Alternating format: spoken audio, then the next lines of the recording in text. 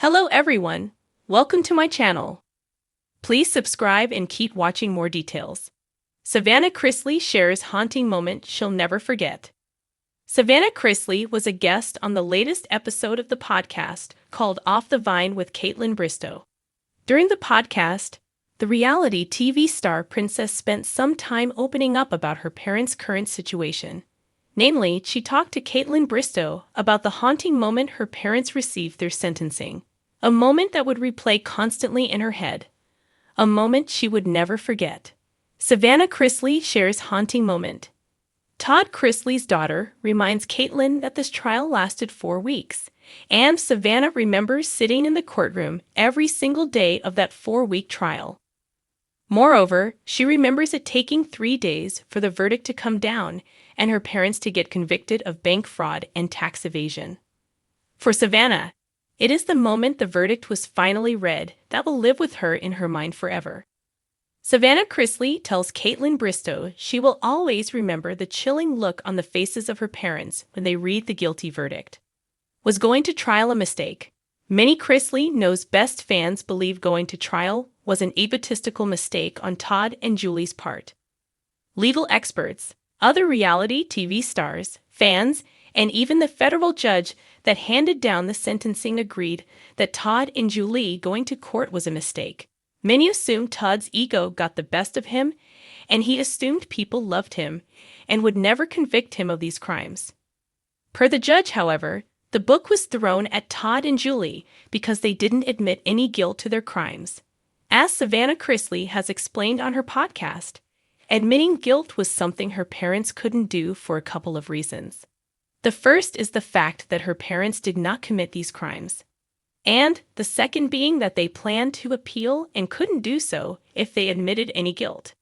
Presently, it remains unclear whether Todd and Julie will even get a retrial, though they remain hopeful it is going to happen. Many fans and legal experts think getting a different outcome is wishful thinking on Todd and Julie's part, as there are mountains of evidence against them.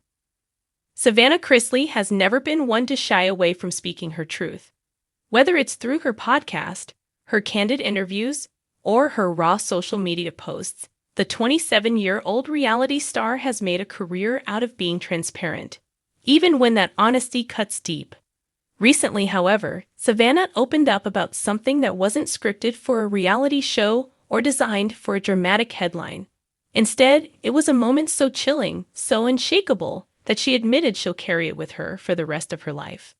The haunting moment came in the quiet of a night she wasn't expecting to be so life-altering. A night that changed everything. It wasn't the kind of thing you plan for, or even imagine could happen to you. Savannah began in a recent sit-down conversation. But it's burned into my memory, like a snapshot I'll never be able to erase. She described being at home, alone in her Nashville townhouse, after a long day filled with tapings and family phone calls.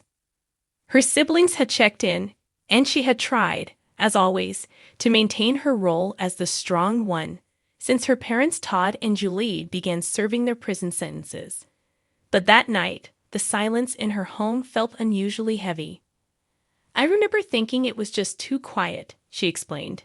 It wasn't just the kind of quiet that feels peaceful, it was the kind that creeps up on you. The kind where your own heartbeat feels too loud. At first, she brushed it off. A little paranoia, maybe. She flipped on the TV and tried to distract herself with an old Friends rerun. But then she heard it. A faint sound, like footsteps at the door outside her door. Savannah admitted she froze. She knew the locks were secured. She had checked them twice before going upstairs. But the sound persisted. Soft, deliberate, unmistakable. I walked toward the door, every nerve in my body on fire, she recalled. And that's when I saw it. A shadow pass across the glass. Her breath hitched as she described the way her stomach dropped. The shape was distorted, unrecognizable, but there was no denying someone was out there. She grabbed her phone and hovered over the number for 911. But before she pressed dial, the figure moved again, this time away from the porch. She stood frozen in place until the silence returned, almost louder than before. When she finally found the courage to fling open the door, there was nothing. No car in the driveway, no lingering footsteps in the grass. Just the eerie weight of having witnessed something she couldn't explain. It wasn't just about the shadow, she said quietly. It was about how vulnerable I felt in that moment. For the first time in my life, I wasn't under the roof of my parents' home, and I wasn't being protected by Dad's overbearing nature. It was just me. Trauma on top of trauma. For Savannah, the timing of the encounter couldn't have been worse. With her parents behind bars, she has shouldered the responsibility of caring for her younger brother, Grayson, and her niece, Chloe. She has spoken often about the crushing pressure of playing the roles of big sister, stand-in parent, and public figure all at once. But this experience added another layer to her already heavy burden. That night made me realize how fragile everything is, she said. You think you're in control. You think you can handle it all. And then one tiny moment, just a shadow across the door, shatters every sense of safety you thought you had. The haunting part, Savannah admitted, wasn't just the fear of an intruder. It was the way it tapped into something deeper. It was like every fear I'd been suppressing about my family, my future, and my own ability to hold it all together came rushing to the surface. And it hit me. I can't protect everyone all the time. Sometimes I can't even protect myself. The lasting impact. Since that night, Savannah confessed she hasn't slept the same. She leaves lights on. She double and triple checks locks. Even with security cameras installed, she admits the paranoia lingers. But more than the physical precautions, it's the emotional scar that remains. I'll never forget that feeling, she said. It wasn't just fear, it was helplessness.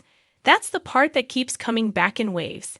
Even now, if I hear a creak in the house, or if the dog barks at something outside, I'm right back in that moment.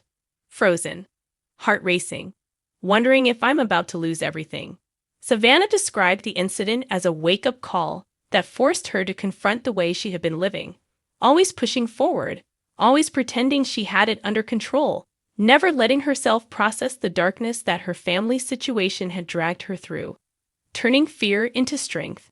Still, in true Savannah fashion, she has tried to spin her haunting moment into something bigger than just a personal trauma. She's shared it openly, not for sympathy, but for connection. I know I'm not the only one who's felt that helpless, she told fans. Whether it's from losing a loved one, a breakup, a scary experience, or just the weight of life, everyone has that moment that haunts them. I just want people to know they're not alone in that. She admitted that she still prays about the experience, asking for strength not just for herself, but for the siblings who rely on her. It taught me that I have to find peace even in the fear, she said. I can't always change what happens to me, but I can decide how I move forward. And I refuse to let that night define me in fear. It has to define me in resilience. A memory that won't fade. Even so, Savannah acknowledged that some memories don't fade, no matter how much you try to reframe them. I'll never forget it, she admitted. I'll never forget standing there, staring at that glass, watching that shadow move. It's like it's seared into me. But maybe, she reflected, that's not entirely a bad thing. Sometimes the haunting moments are the ones that shape us the most. They remind us of our limits, but they also remind us of our strength. I'm haunted, but I'm still standing. And maybe that's the lesson I was supposed to take from it. With that, Savannah Chrisley closed her story the same way she often closes her podcasts, with a mix of vulnerability and defiance. She may not ever shake the memory of that night, but she's choosing to live with it, to let it fuel her rather than cripple her.